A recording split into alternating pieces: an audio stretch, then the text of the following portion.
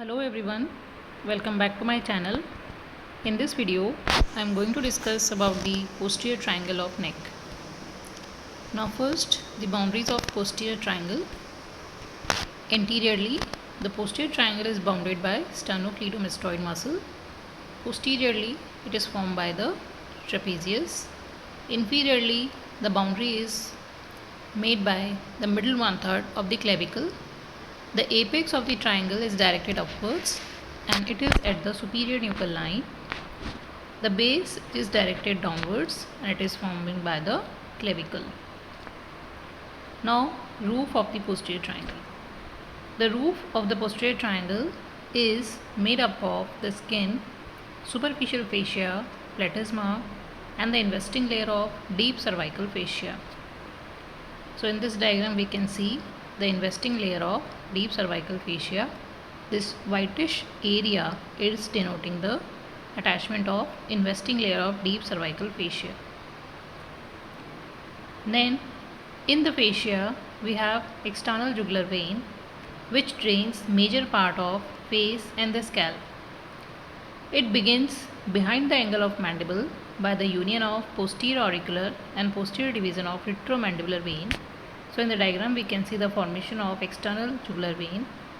It descends obliquely deep to the platysma and receives the posterior external jugular vein which pierces the deep fascia just above the clavicle and drains into subclavian vein. Now the tributaries of posterior external jugular vein, these are the posterior auricular vein, posterior division of the posterior facial vein, posterior external jugular vein, transverse cervical vein, suprascapular vein, and anterior jugular veins. Then the platysma, it can be seen as a sheet of muscle by asking the patient to clench his jaw firmly. So in the diagram we can see the platysma after clenching the jaw. The muscle extends from the body of mandible downward over the clavicle onto the anterior thoracic wall. Now we come to the floor of the posterior triangle. The floor of the posterior triangle is a muscular fold and it is made up of splenius capitis superiorly. Then below that we have levator scapulae muscle which is followed by posterior, middle and anterior scalene muscles. Now this muscular floor is carpeted by a prevertebral layer of the deep cervical fascia which is forming a facial floor of the posterior triangle. Now the divisions of the posterior triangle. It is divided by inferior belly of omohyoid muscle into a larger occipital triangle and the smaller supraclavicular triangle. So this is the division of the posterior triangle into two by the inferior belly of the omohyoid. So in the diagram we can see the inferior belly of the omohyoid. Now before proceeding, we should discuss about the muscles which are in the posterior triangle. So first is the sternocleidomastoid. It is originating from the sternum. This is known as the sternal head of the sternocleidomastoid. The sternal head arises from the superior part of the manubrium and the clavicular head arises from the medial one-third of the clavicle. Then this muscle is inserted on the mastoid process as well as the superior nuchal line. Action: when it acts bilaterally, it causes flexion of the cervical spine, and unilaterally it causes lateral flexion and rotation to the opposite side. Now the omohyoid muscle. This muscle is composed of two bellies, inferior and the superior belly, and these two bellies, they are separated by the intermediate tendon.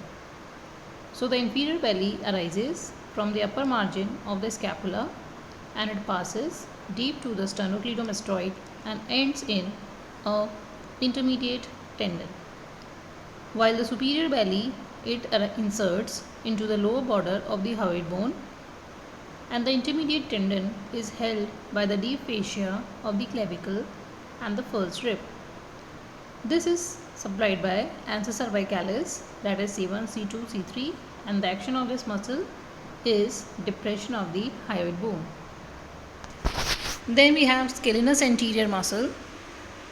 This muscle arises from the transverse process of third, fourth, fifth and sixth cervical vertebrae, and it is inserted onto the scalenate tubercle of the first rib and into a ridge on the upper surface of the first rib.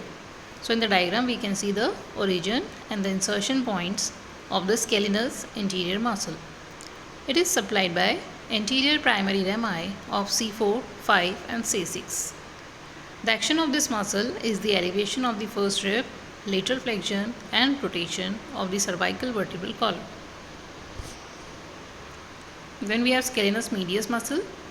It arises from the transverse process of lower cervical vertebrae, that is from C2 to C7. It is inserted on the upper surface of the first rib. So in the diagram we can see the attachments of scalenus medius muscle. It is supplied by ventral ramus of C3 to C8 cervical spinal nerves. The action of this muscle is elevation of first rib and lateral flexion of the neck. Then we have levator scapulae muscle. This muscle arises from the transverse process of first 4 cervical vertebrae. It is inserted on the medial border of the scapula. It is supplied by C3 and C4 as well as dorsal scapular nerve. The action of this muscle is it raises the medial border of the scapula, and it is also forming the part of posterior triangle floor. Then we come to the occipital triangle. The boundaries of the occipital triangle is anteriorly it is bounded by the sternocleidomastoid, posteriorly by the trapezius muscle, and inferiorly it is bounded by the inferior belly of omohyoid muscle. So these are the contents of the posterior triangle. Contents of occipital triangle.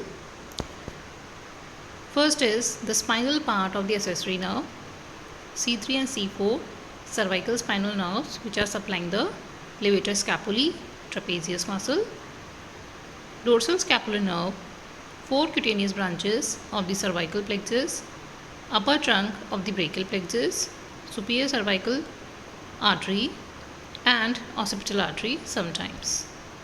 So these are the cutaneous branches of the cervical plexus. These are the great auricular nerve, lesser occipital nerve, transverse cervical nerve and supraclavicular nerves. So these are emerging at the mid of the posterior border of the sternocleidomastoid muscle, and this is known as nerve point. So a number of cutaneous nerves, which are the branches of cervical plexus, appears at the posterior border of sternocleidomastoid, and they radiate in different directions. These are supraclavicular nerve, which is supplying to the skin of upper chest and the shoulder, transverse cervical nerve, which is supplying to the skin of the anterior triangle, great auricular nerve, which is supplying to the skin of ear and parotid region, lesser occipital nerve, which is supplying to the skin of ear and the scalp. All these nerves, they contain fibers from C2 and C3 except the supraclavicular nerve, which is containing C3 and C4 fibers. So the regional anesthesia of the skin of the neck can be accomplished by a cervical plexus block. The main site of injection is just superior to the midpoint of the posterior border of the sternocleidomastoid, which is known as the nerve point of the neck. Then we have another content of the posterior triangle, that is the occipital triangle, is your spinal accessory nerve or 11th cranial nerve. This arises from the spinal cord as well as some part of the medulla, and this nerve after formation enters into the skull again through the foramen magnum and then comes out through the jugular foramen to supply the sternocleidomastoid and the trapezius muscle. So this spinal part of the accessory nerve, this is appearing in the posterior triangle as we can see. Then this nerve divides the posterior triangle into carefree and careful zones. The area above this nerve is carefree and the area of the posterior triangle below this nerve is careful, because below this nerve we have a number of neurovascular bundles which are important. So here we can see the careful and the carefree zones. Then the another content of the posterior triangle is the brachial plexus, which is arising from C5 to T1 spinal segments. And this brachial plexus then further forms the root, trunk, division, cords and terminal branches. So here we can see the relation of the brachial plexus in the axilla and in the posterior triangle. Then the next content is C3 and C4 cervical spinal nerves, which are supplying to the levator scapulae and the trapezius muscle. So here we have this C3 and C4 cervical spinal nerves. Another content is dorsal scapular nerve, which is supplying to the rhomboids muscle. Another content of the posterior triangle is superficial cervical artery. So here we can see the transverse cervical artery, which is dividing into superficial and the deep branches. Then the supraclavular triangle, which is another subdivision of the posterior triangle. It is lying below the inferior belly of omohyoid. Anteriorly it is bounded by the posterior border of the sternocleidomastoid, and posteriorly it is bounded by the anterior border of trapezius. Superiorly it is bounded by inferior belly of omohyoid, and the floor is made up of first rib, scalenus medius and the first lip of the serratus anterior muscle. The roof is made up of skin, superficial fascia, platysma and investing layer of deep cervical fascia. Now the contents of supraclavicular triangle, these are third part of the subclavian artery, subclavian vein, terminal part of external jugular vein, trunks of brachial plexus, superficial cervical, suprascapular and dorsal scapular arteries, and supraclavicular lymph nodes. This is the subclavian artery, which is divided into three parts by scalenus anterior muscle. So in the diagram we can see the scalenus anterior muscle, which is dividing the subclavian artery into three parts. The first part is from origin of the artery up to the anterior border of scalenus anterior muscle. Second part is lying posterior to the muscle, and third part is the part which is lateral to the anterior scalene muscle before the lateral border of the first rib. So these are the branches of the third part of the subclavian artery. Then we have subclavian vein, which is the continuation of the axillary vein at the outer border of the first rib.